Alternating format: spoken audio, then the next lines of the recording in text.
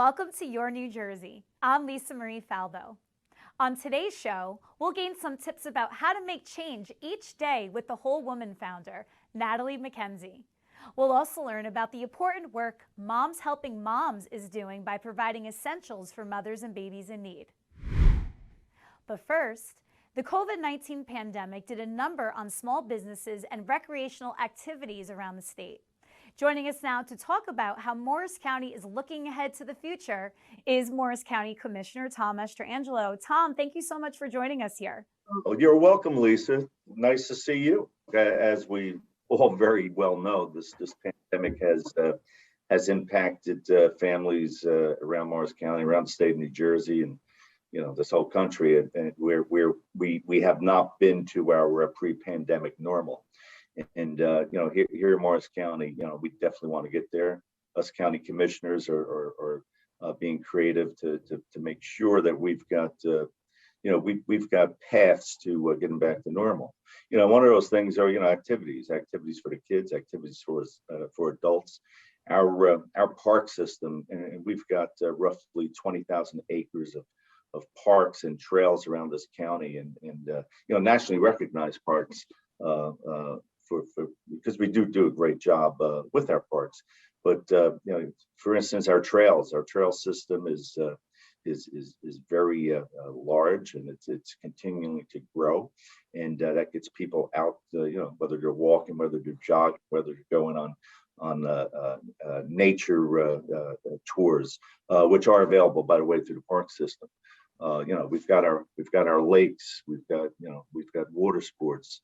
So I think those things are available. Okay, they're going to be available this spring. We've got our golf courses. Believe it or not, during the pandemic, golf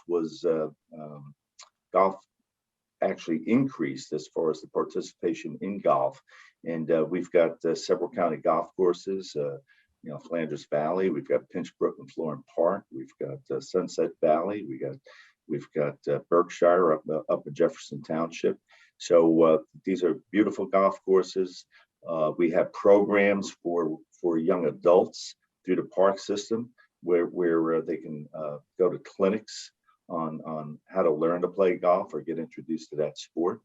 So I just think it's very important for people to return back to normal and have the ability, okay, and the resources around them to do so. And that's what makes Morris County so great, because we've got a lot of this attributes for the county. What's your favorite park? I love them all. Okay, I really do. Okay. And being a golfer, I guess my favorite parks are the golf courses. Berkshire Valley is probably one of my favorite courses. It's a beautiful place, and when you're up there in Jefferson Township at that golf course, the way it's designed, you actually think you're definitely somewhere else. Well, one sector that was totally impacted were the small businesses. And I know that you're taking steps to help Morris County small businesses. How are you doing so? Sure, Lisa. So as you know, I'm a small business person myself. I own a small business in Parsippany, New Jersey. I have an IT consulting firm. And, different businesses were impacted, as we know, whether it be your restaurants, whether it be retail. So a lot of sectors were impacted. So we've received the county, Morris County has received ARPA funds, the American Recovery Plan Act. We received millions and millions of dollars in ARPA funds. So what we've done as commissioners, and I think this is a great program. We've actually put $5 million aside for small businesses to apply for grants. These are small businesses who have 25 or less employees, $5 million or less in revenue, and they would able to obtain up to $15,000 in funding for losses that they've occurred during the pandemic. I think by helping small business and trying to restart that engine as well here in Morris County, I think it's gonna help. It's going to help a lot of people. The people I've talked to about this program are small businesses are ecstatic. A small business is the fuel to the economy, and 80% of businesses in general are small businesses, and they do feed a bigger economy. Whether it be your restaurants, your retail, your small manufacturing, your small wholesale, your distribution, every sector of our economy is made up of small business. So I believe, if this is answering your question, we need to make sure that small business is successful, and we're trying to fund that small business, or at least help that small business, not fund it, but help that small business any way we can.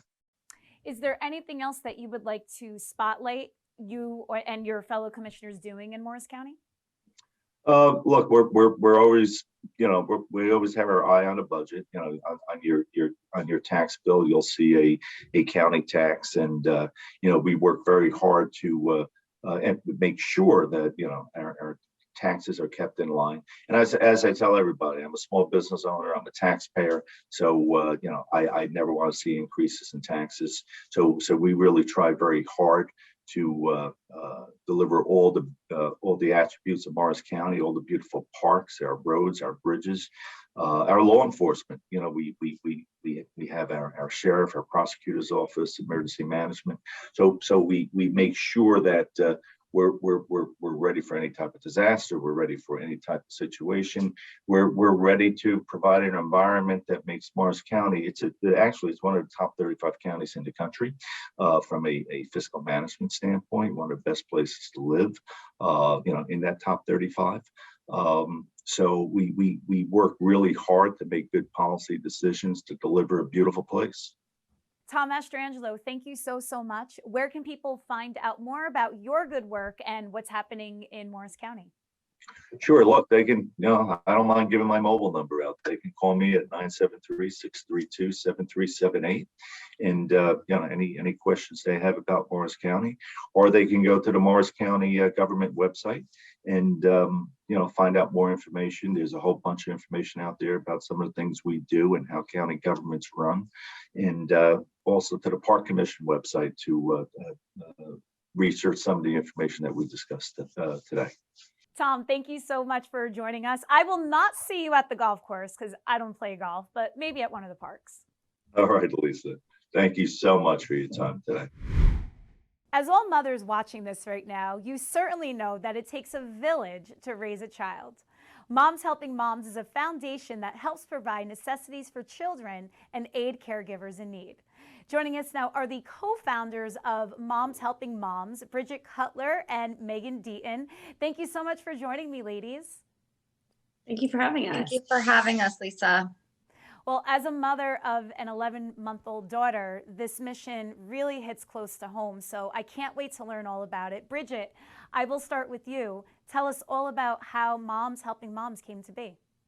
Moms Helping Moms started in 2011. I was living in Hoboken, New Jersey, and I had left my job in the corporate world to actually pursue a master's in education. And during that time, I had my first daughter in February of 2011. And around that time, when she was maybe about a month old, I was reading an article, and it was about a mother who had to give up her child for adoption because she could not afford the basics that her child needed to be healthy and safe. Whether you're a mother or not is just such a heartbreaking, unimaginable thing that somebody would have to go through. So it kind of hit me really hard in that moment. And I decided that I wanted to do something to help, and that there had to be something, easy that I could do from home, with my daughter. So what I started doing was going around to all of my friends who also had babies and asking them for their spare essentials. And then I came to the point where I was looking for an organization to donate all of these items to here in New Jersey.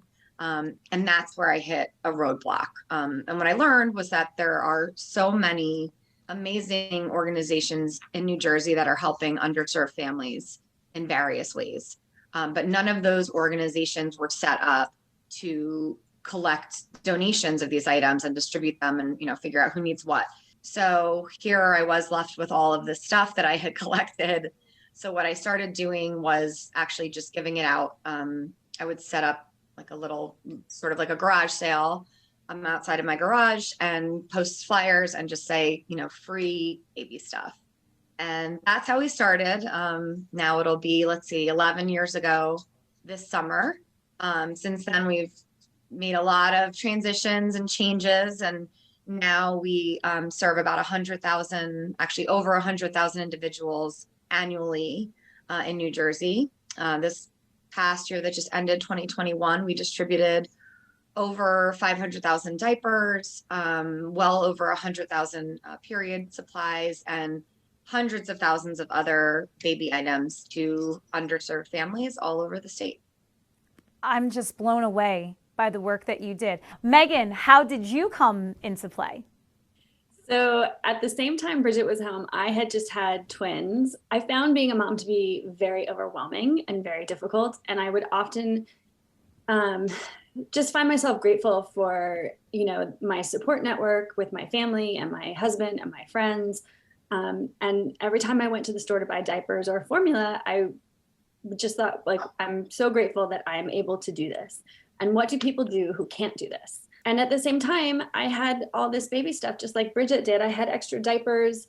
I had all the gear I needed. And then I saw Bridget's post. I didn't know Bridget at the time. I saw her post of, looking for stuff to give away. And I thought, great.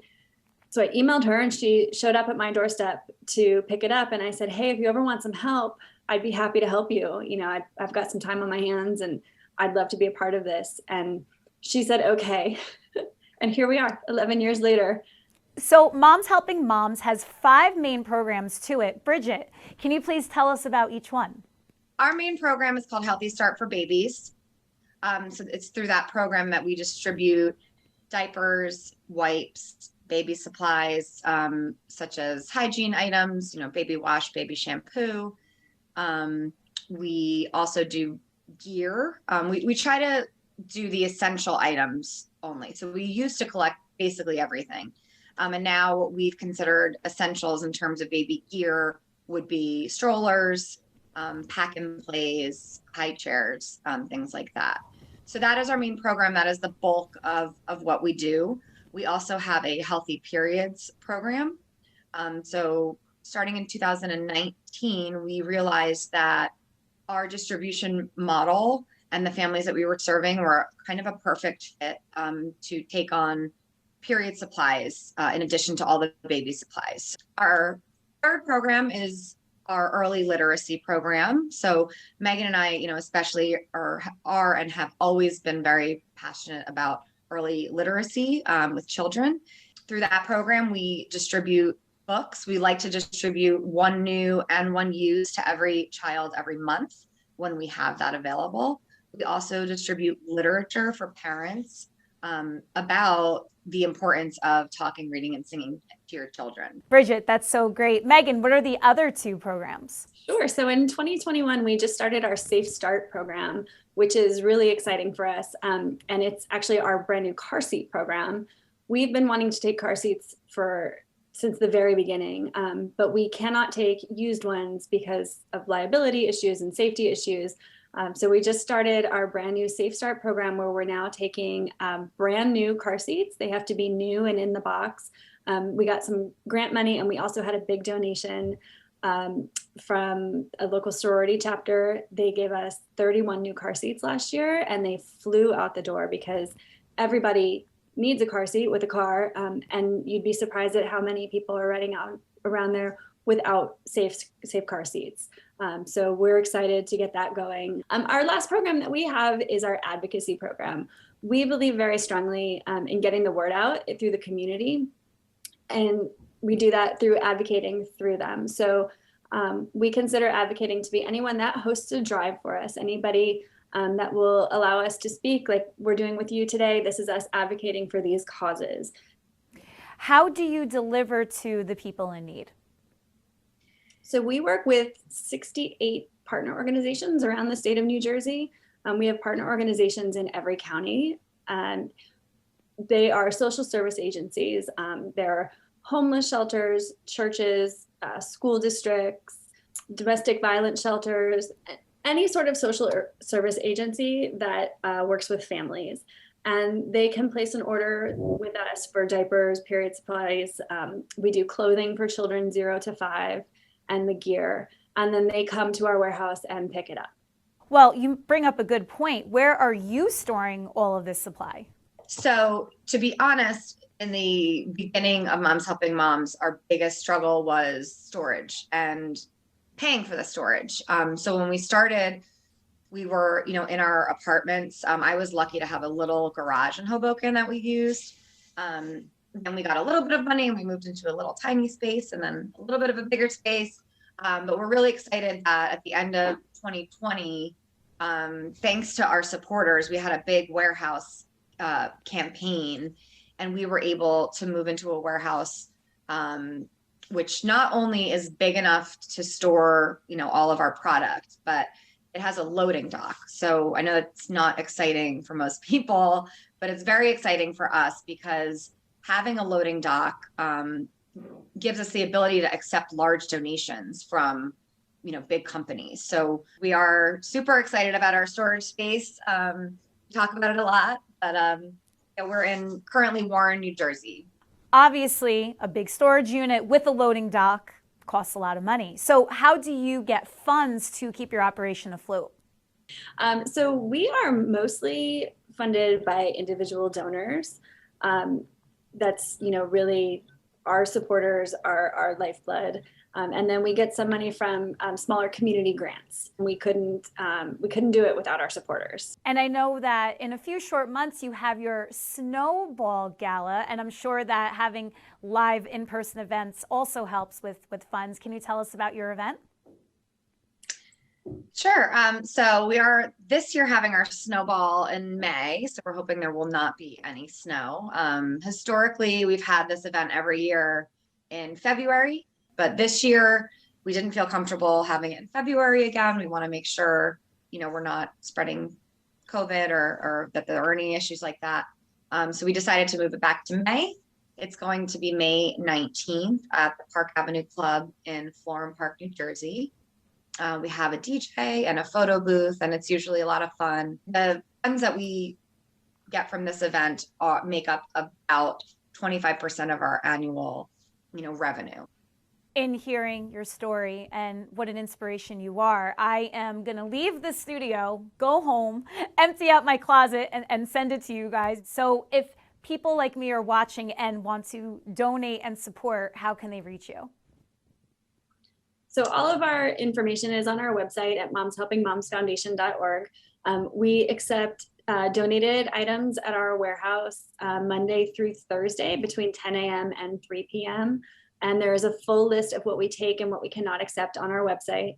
And there you can also make a financial donation on our website as well. It's very easy, button up in the top of the corner. And that's also where you'll find our Snowball tickets and information on how to volunteer with us. We love our volunteers. We can't live without them. And other ways on how to get involved too, how to host a diaper drive or a period supply drive. That's also hugely important and beneficial to us. This was so great. It was so great getting to know the both of you, and I look forward to staying in touch and supporting. Thank you. Thank you so much, Lisa. Thanks for talking to us today. With billions of people in the world, each one of us has the power to make great change. Joining us now to talk about how we can each make impactful changes in our community every day is the Whole Woman founder, Natalie McKenzie. Natalie, thank you so much for joining us. It's an absolute pleasure. Thank you for having me, Lisa Marie. And it's good to see you, even though virtually we're starting to reconnect beyond the pandemic. Happy days are here for sure. Natalie, please tell us all about the Whole Woman and what you're doing for women all across the state. The Whole Woman, first and foremost, was started with the concept of just reminding women that we can be friends. Let's be our sisters' keepers. And so we're an international group of women that supersede race, creed, religion, ethnic origin, and color. And we really wanted to get beyond the boundaries and the facade of what society puts on us to really share and show that we have more in common than sets us apart. And so we're a group of women who've been blessed and fortunate enough to have more than we need, with the core principle of giving back and helping someone else along the way. So we're women of affluence who use that simply for making a difference and influencing the lives of women and children who are in underserved communities. I love that. And I know you have many programs, but let's touch on something that you're doing during these cold winter months. The Keep Kids Warm program. Tell us all about it. So during the holidays, especially the first week in December, our signature event has always been a toy drive fundraiser or something that we choose to support in the community, whether it's locally in New Jersey or internationally. And this year, as the Omicron variant was starting to, pop up its head and people were starting to pull back because the numbers were going up, we decided to cancel our in-person event, and we took our resources, all the support that we got, and we went out and purchased from Nordstrom Rack coats to be donated to the Bergen County Sheriff's Office in support of children of incarcerated women. Wow. That is such wonderful work. What was the reaction when you were giving these coats away? Well, before we even got to giving the coats away, as we were going through the racks of Nordstrom Rack, and no, this is not a partnership, we just happened to selected them, the young woman that was helping us asked the question. She goes, "What are you doing? Why do you need so many coats?" And she noticed we were getting different sizes and for both genders. And we said, well, we're donating them and to the Bergen County Sheriff's Office because the women who are incarcerated, their children are in need. And she stopped and she said to me, wow, I received that when I was a child because my father was incarcerated. It stopped me in my tracks. And I just looked at her. She says, I've always wanted to be able to give back to someone like they gave to me. And I said to her, well, just think, all this time you're spending helping us doing this today, you're giving back to all these children. And she said, she thanked us. She said, thank you. I finally understand that being a philanthropist doesn't require me to be wealthy. It's give according to what you have, and you'll make a difference. It changes someone's life and it puts a smile on their face. Can you touch upon some of the other things that you're doing around the Garden State? Absolutely. One of our signature events that we do annually in honor of Women's History Month is called Women Honoring Women. And this year we have selected 3 amazing women, and they are Rosalind Young Daniels of Black Health Matters, Theodora Smiley Lacey, who is a retired educator, but community and civil rights activist. She recently, while living, first time ever in New Jersey, had a school named in her honor in Teaneck, New Jersey. And of course, Deborah Belfato, we all know her as a health advocate, mental health advocate. She is a trailblazer in the state. She has made such a difference, especially in the arena of breast cancer. So this year we're honoring these 3 amazing women. What we're doing differently, however, is because we are who we are, again, because of the partnerships, the support in the community, we're highlighting 2 men who have always been there for us. And they are Joe Capoli and Glenn Poppy. More to come. And that will be on March 27th. Deb Belfato, I'm so happy to hear that name because she's a very dear friend of ours as well. So very cool that you're honoring those slate of people. I want to touch upon the media side of what you're doing too, because we're talking about ordinary people doing extraordinary things, which is the name of your podcast. So tell us all about it and who you feature. The Whole Woman podcast. That is near and dear to me because that just came about as an offering. Again, you show up and you get blessed. So we're anywhere from politics to what's happening in the community to our race series, when we thought it was so important for people who look differently to be able to sit and listen to each other versus talk at each other, to understand cultural variances, to understand what is it we fear in the person that seems to be so different. And so the podcast and our live show really focuses on bringing us together while providing information and edutainment. Natalie, where can people find out more about you, the podcast, and to get involved in your grassroots missions? Well, you can find us on Facebook. It's The Whole Woman. We're on Instagram at _Whole Woman. We're also live on our webpage, www.thewholewoman.com. Thank you, Natalie. We have to shout out Marley Messina for connecting us here today. So Marley, thank you so much.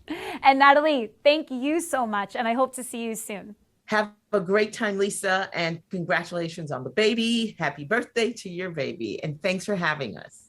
Thank you. Thank you for watching Your New Jersey. I'm Lisa Marie Falbo. We'll see you back here next week.